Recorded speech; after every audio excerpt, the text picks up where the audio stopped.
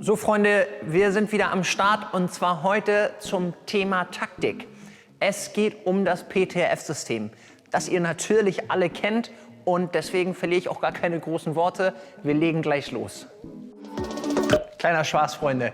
Das PTRF-System ist natürlich einigen vielleicht von euch ein Begriff, aber als ich das erste Mal davon gehört habe, dachte ich so, PTR what? Bei dem PTRF-System, da steht das P für Platzierung, das T steht für Tempo, das R steht für Rotation und das F steht für die Flugkurve. Dazu gibt es sehr, sehr viel zu erzählen.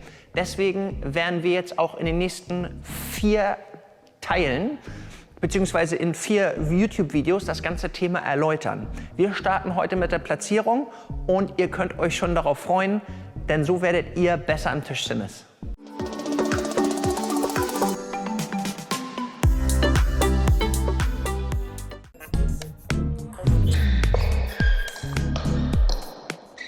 In dem Video jetzt gehe ich auf die Platzierung ein und zeige dir, wie effektiv das ist, beziehungsweise wie effektiv du dein Spiel damit gestalten kannst. Es gibt 2 Felder, wo man eigentlich nicht so sehr hin platzieren sollte. Was sind das für Felder? Gucken wir uns das mal an. Oh, hier, neue Kontrakatalog. Oh, mit dem Vize-Weltmeister Alvaro Rubic. Kleiner Spaß, kleine unbezahlte Werbung hier. Wir sind bei den Tabufeldern, wo wir nicht hinspielen sollen. Warum sollen wir da eigentlich nicht hinspielen? Das hat folgenden Grund, denn wenn diese Person so steht und jetzt seitlich zur Vorhand geht, ist das hier genau der Bereich, wo er einfach die Vorhand abdecken kann, ohne sich unangenehm in eine Streckung zu gehen oder hier einen Ball auf den Körper zu spielen. Ja, genau das Gleiche ist auch bei der Rückhand. Wir haben hier den Punkt, wenn wir direkt in die Rückhand gehen, auch hier haben wir den Ball direkt vor uns und es ist relativ einfach, den Ball zurückzuspielen.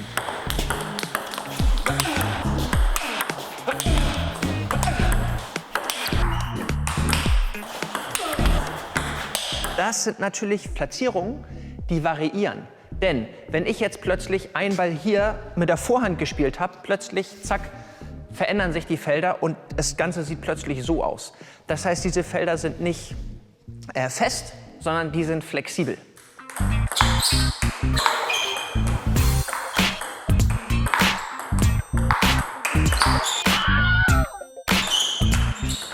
Die Platzierung nach außen ist sehr, sehr effektiv, denn die Leute müssen aus ihrer Grundstellung raus.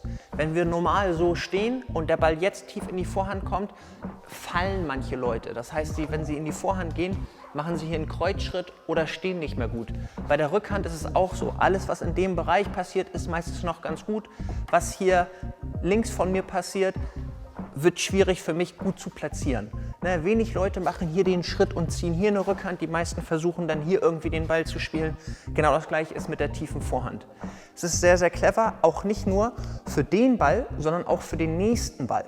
Denn wenn ihr euch jetzt mal überlegt, ihr spielt den Ball tief in die Vorhand, die anderen Leute spielen hier einen Topspin. Was fällt auf? Na klar, der ganze Bereich hier ist offen. Und das könnt ihr super nutzen. Das heißt, ihr könnt zum Beispiel einen Ball tief in die Vorhand spielen und jetzt den nächsten Ball hier in die Rückhand. Oder ihr spielt den Ball hier in die Rückhand, der andere muss hier rüber gehen und jetzt ist auch wieder hier die Vorhand offen. Das könnt ihr super nutzen als Platzierungsvariante.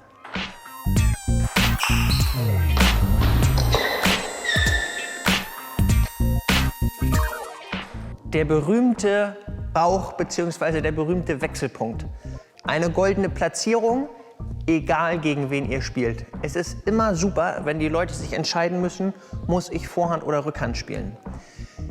Jetzt ist natürlich die Frage, was spielt ihr selber für ein Spielsystem und wo möchtet ihr den nächsten Ball hin haben? Denn der Wechselpunkt, wenn wir den Ball hier hinbekommen und uns entscheiden, beziehungsweise euer Gegner sich entscheiden muss und sich dabei für Vorhand entscheidet, ist es meistens so, dass ihr den Ball, wenn wir jetzt davon ausgehen, dass ich ein Rechtshänder bin und der andere auch ein Rechtshänder, dass der Ball diagonal in die Vorhand bei dem anderen zurückgespielt wird. Ja, das heißt, wenn ihr den Ball auf der Vorhand, den Gegner in der Vorhand erwischt, ist es meistens so, dass ihr den Ball in diesem Bereich hier hinterher bekommt, also den zweiten Ball dorthin bekommt und darauf könnt ihr euch gut einstellen. Das heißt für euch, erster Ball Wechselpunkt Vorhand ziehen, um dann mit Vorhand nochmal hinterher zu ziehen. Gerade für Leute, die vorhandorientiert sind, ist das eine sehr, sehr gute Möglichkeit, um nicht in der Rückhand gehalten zu werden. Denn es ist unwahrscheinlich, dass ihr den anderen gut erwischt auf dem Wechselpunkt und der euch den Ball so abklappt und in die Rückhand spielt. Ja, meistens kriegt ihr den Ball in der Vorhand und dann könnt ihr gleich eine Vorhandrakete hinterher zünden.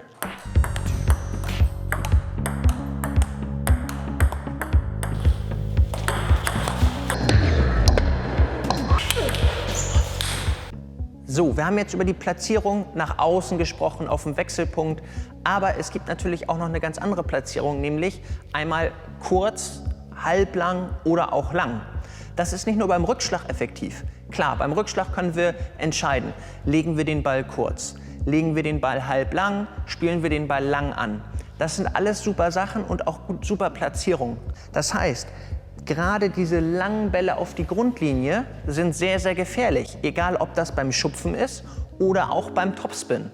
Ja, Topspin-Bälle, die hinten auf die Grundlinie platziert sind, sind sehr effektiv. Das liegt daran, der Ball kommt an mit einer Rotation, kommt hier auf und hat hier in dem Bereich noch enorm viel Rotation.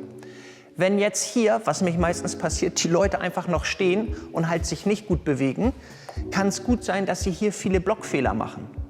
Ja, das heißt für euch, achtet drauf bei euren eigenen Topspins, dass ihr mal variiert und mal Übungen spielt, dass ihr mal versucht, einen kürzeren Topspin zu spielen, mal einen ganz langen. Und dass ihr das Gleiche auch beim Schupfen oder beim Rückschlag einsetzt. Wenn ihr bei dem Topspin den Ball in diesen Bereich hier aufsetzt, ist es meistens nicht so gut. Denn der Ball kommt hier auf, Rotation, verliert ein bisschen Rotation und hier stehen die meisten und hier ist er kurz vom höchsten Punkt oder am höchsten Punkt und hier können die Leute den Ball einfach reinspielen. Effektiver auch mal einen kurzen Ball. Es kann zum Beispiel sein, dass ihr merkt, oh, der ist richtig sicher im Blocken, ich kriege ihn nicht, ich kriege die Bälle schlecht nach außen platziert, ich kriege ihn auch nicht über den Wechselpunkt. Dann probiert doch mal den Ball mit ein bisschen mehr Rotation hinten auf die Grundlinie zu ziehen oder mal einen kürzeren Ball. Manche Leute haben Probleme mit kurzen Bällen, die in diesem Bereich hier aufkommen, weil der Ball hochkommt und sie jetzt Zeit haben und denken, da haue ich mal richtig einen hinter und jetzt so ein bisschen nach vorne stolpern und den Ball hinten rüber spielen. Das sind alles sehr, sehr interessante Sachen. Man macht es meistens und dann klappt das oder klappt das nicht. Aber probiert das mal bewusst einzusetzen. Probiert wirklich mal auf die Platzierung zu achten. Nicht nur mit dem Wechselpunkt und den Außen, sondern auch mit der Länge.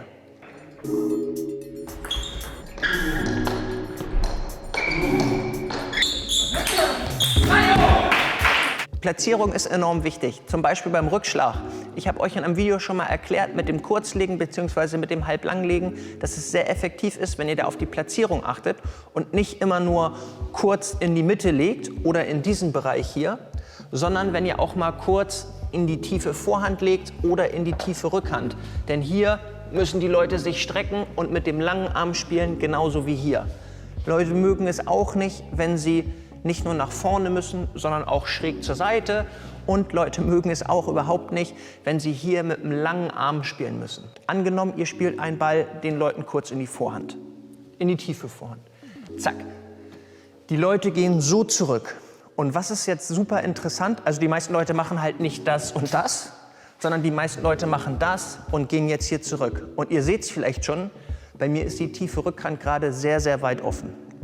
Das heißt, für euch wäre eine gute Platzierung und eine gute Platzierungsübung, wenn ihr zum Beispiel entweder kurz in Vorhand aufschlagt oder kurz in Vorhand zurückschlagt, den anderen nach vorne zieht und jetzt den nächsten Ball tief in die Rückhand spielt. Das heißt, egal wo der andere den Ball hinspielt, euer Ziel ist es, einmal kurz in Vorhand und den nächsten Ball hier tief in die Rückhand zu spielen, damit es hier das Problem gibt. Genau das Gleiche kann man auch umgedreht machen. Man kann einen Ball kurz in die Rückhand spielen, als Aufschlag oder auch als Rückschlag. Jetzt gehen die meisten Leute hier hin und jetzt ist die tiefe Vorhand offen. Das sind Beispiele, um mit einer guten Platzierung erfolgreich Tischtennis zu spielen. Was natürlich auch richtig elegant ist und Jubelschreie in jeder Halle auslöst, ist, wenn ihr einen Ball abklappt. Da würde ich euch vorschlagen, ruhig mal mutiger sein und mehr abklappen, ob mit Vorhand oder mit der Rückhand. Denn es ist natürlich auch eine sehr, sehr gute Platzierung, wenn ihr nicht gleich zeigt, was ihr vorhabt, sondern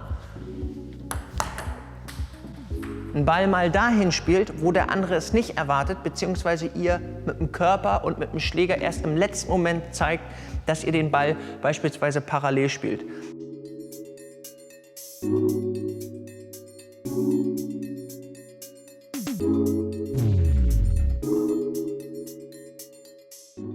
Das Ganze könnt ihr entweder mit der Vorhand machen, geht genauso aber auch mit der Rückhand, dass ihr auch hier einen Ball abklappt.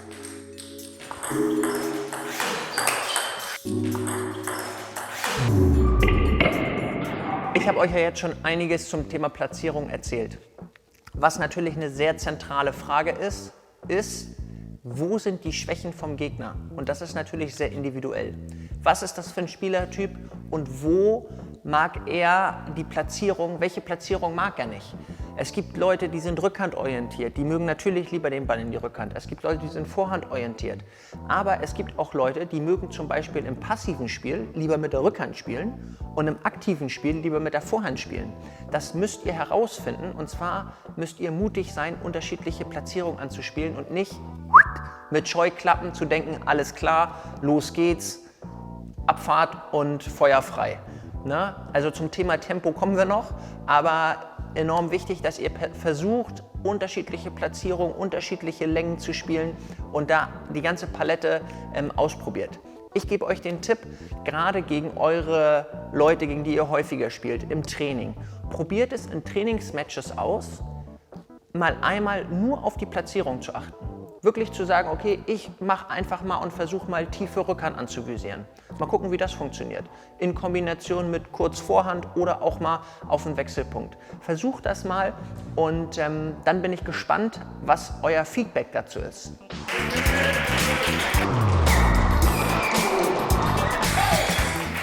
Es ist nicht nur interessant für euch darauf zu achten, was bei dem anderen passiert, wo sind seine Stärken und wo sind seine Schwächen, sondern auch zu gucken, wo sind eigentlich deine Stärken.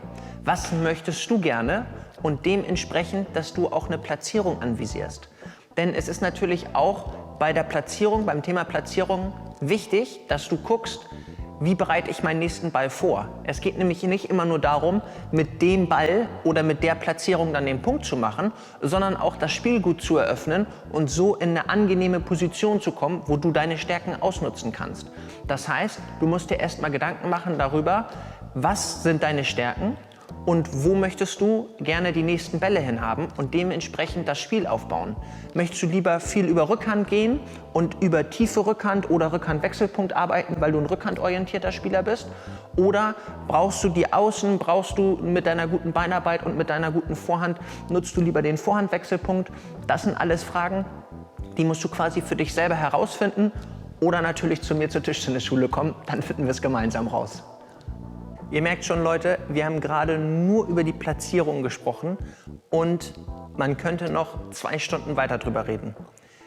Es gibt extrem viel zu erzählen. Ich hoffe, das Thema Platzierung konnte ich bei dir ein bisschen erhellen. Du hattest Spaß dabei, hast vielleicht 1, 2 Sachen mitgenommen und probierst in Zukunft häufiger mal über die Platzierung zu punkten. Die weiteren Videos, wie man übers Tempo punktet, wie man über die Rotation punktet oder über die Flugkurve, zeige ich euch in den nächsten Videos. Bleibt am Ball, Leute, und trainiert fleißig. Und zwar trainiert fleißig über die Platzierung. Macht's gut. Adios. Ciao.